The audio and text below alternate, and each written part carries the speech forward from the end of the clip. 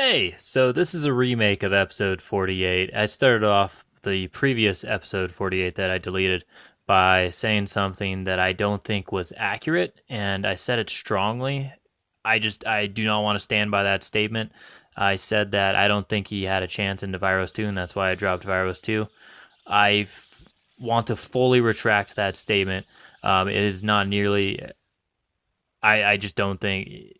I don't want to stand behind that statement, and it's worth me redoing the whole video just to get rid of that. I think he definitely has a chance. I should not be overconfident in that, and that's way too. No, I I didn't like that. It left a bad taste in my mouth after I said it, and I just continued on with the video. So I'll recap some of the things that I said in the last video because I do stand by those. Great opponents. We have a lot of respect for them. We had a lunch break to think about how we were going to play into them. We knew we were going to play into them most likely, and they're good players. They're established good players. They've been around the tournament scene. We know them. I didn't know the player across from me, but you could tell after a couple of turns he knew what he was doing. He knew what he was moving things. He had a good grasp on the game, and he understood a really good section of the game. So for what I said, I'm just gonna mention this one last time. It was too strong. I really did not like that I said that. So here we are. It's Vyros 2 versus Syvestro. He's got double assault troopers, and those are really the guys that are worrying me in this game. They have the armor cracking to get through things, and they can also be brought back to life. Also, the Toro. The Steelheads and the Rocketmen and the Suppressors don't put out enough, I feel like, to really worry my guys. They just don't have the armor cracking. But the Assault Troopers are 13s. With Brutal Charge, they can go to 15s. With Rust from the Suppressor, they can go to 17s. With Transmutation, they can go to 19s. You have to do a lot of work to make that happen, but it can happen, and it can do really good work. So I'm telegraphing my play here a little bit. I've got Lanyssa out on the right. The idea is I want to abandon that right hand side and shift my whole army to the left, and just keep abusing this forest. Because somehow I don't know what magic allowed me to do this. I got to go first, and he had a +2 to his roll, and I don't. I rolled a 6, and he rolled a 2, and I'm super lucky. The odds definitely favored him, and being able to go first really allowed me to abuse that forest, which fantastic, absolutely fantastic. So I'm just gonna abuse that forest and make magic happen and try and separate his army in two. Which he runs his army up. Mosby or Morley, I can't remember which name it is, does the good stuff on the Steelheads, and more or less,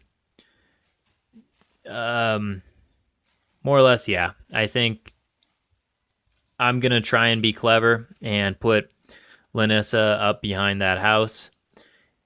Man, I did a funny thing in my last video where I made a whoosh, whoosh sound from Indiana Jones, and now it's just, I can't do it again and have it be natural. I hate redoing videos. My goodness. Okay, moving on. I'm going to put a Griffon up into the Steelheads, not really hoping for much. I'm going to spray some more Steelheads, kind of try and get the Toro to come out. And I'm just going to shift my whole army over there to the left, and I'm going to pop feet. I'm going to run an Arcanist way back to the right so that I can contest this zone over here again. Anastasia is going to come off that right-hand side, kill Lanyssa, and Hutchuk is going to come off the left. You can see Hutchuk up there, and you can see Anastasia over here in the corner. And Toro is going to go on to Discordia. The Assault Troopers over here and the Rocketmen are just going to run towards the other side of the forest. Syvestro, knowing the feat's up, the Crucible Guard player is pretty good and understands what Imperitus can do. And knowing that he's going to kill some things, which is going to result in Imperitus walking forward. So he drops admonition off the Toro and puts it on Syvestro and takes him back to the 12-inch line. Before he does all that, though, he was debating whether or not he should pop feet. So he put some Assault Troopers and Hutchuk into models over here, and I think he only kills one Griffon, and he's like, that's not enough output. So then he feeds for the Toro to kill Discordia, to reliably kill Discordia. Dice are very want, and Discordia does not die, which was really bad because he pretty much popped feet for that.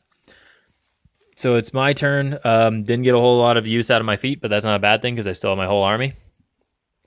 And yeah, so this Arcanist down here on the right is going to go do his job and go contest that zone. Gorgon's going to spray down a slug gunner through the forest. Imperitus is going to mulch a whole bunch of stuff over here. And I'm just going to load everything up with a focus. Discordia is going to get healed up by one of their Arcanists because he was missing 2 arms. And I'm going to go kill a whole bunch of Assault Troopers and Steelheads. So that's more or less what happens. I kill a bunch of stuff. And I'm contesting that zone. Because I felt like this turn was going to create a huge attrition lead, and it pretty much did, I really wanted to lock out his other 2 methods of winning. I'm up on clock, so I don't have to worry necessarily about that. I got to stop him from scoring, and I got to stop him from assassinating Vyros 2. So Vyros 2 is on a 4 stack in a very safe location, and I've pretty much got the center zone and that circle zone, and I'm contesting over there on the right. So I think a scenario is my issue. It really should be fine because this is kind of a dead scenario. If this was spread the net, he might be able to bust out like 3 or 4 points in one turn if I do a skew like this. But it doesn't happen.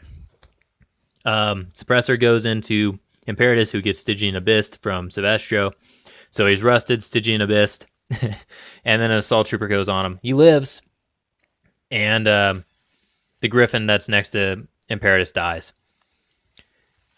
And here we are. Also, I've sniped out his slug gunners at this point with the Gorgon sprays over the last couple of turns, worth mentioning. And yeah, so Gorgon's going to go up and kill some Rocketmen. Really good at doing it because they can't dodge away because of Force Lock. And Griffons are also going to kill some more Rocketmen. And all the Steelheads and that Assault Trooper over there are going to die. And just Trancer's going to die. More people are going to die. Imperitus is going to kill Suppressors and start chunking out the Assault Troopers. And yeah, he doesn't have anything in that zone right now, so I'm not going to go contest it. And his turn, he is going to take these Dragon's Breath rockets and run them over into that zone. He's going to finish off Imperitus. And he's going to go contest this left zone with his Dragon's Breath rockets. And just going to try and play the contesting game. And yeah, that's where we're at right now. My turn, I'm just going to try and kill everything I possibly can and start pushing him towards the right-hand side of the board. This Arcanist unit, they don't need to hand out focus, so they're going to run over to this circle. Anastasia's coming around the left. She's going to be a little bit annoying, but I can always kill her with Vyros pretty much anytime I want to.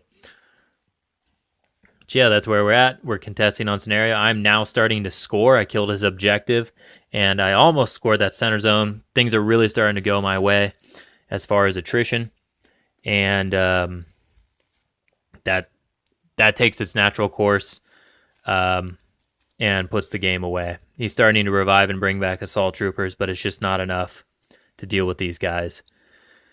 So I want to go back and look at a few things I've kind of been analyzing at the point in this game. I think I was getting the force and getting to go first really gave me a big advantage into this game and the way I abused that positioning.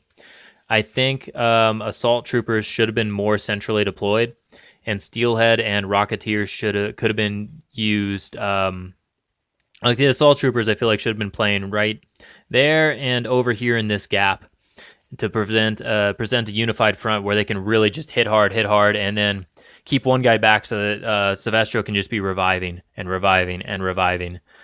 the Rocketeers can continue to be in the way and getting into the back line to maybe shoot some Arcanists that I'm not shield guarding with, although I set up most of them for shield guards. Not this turn, but previous turns. Get Steelheads in the way. Just get things in the way. I have a lot of attacks. I can chew through a lot of things. But I think looking back in time, and maybe the Crucible Guard player disagrees with me, but I think that's where this could have been prevented. And he probably did not expect me to do this, but I do think, regardless of the results, the Assault Troopers being so critical to the matchup and being way over there on the right hurt his odds of chewing out my armor, especially with that house there and just everything that's here.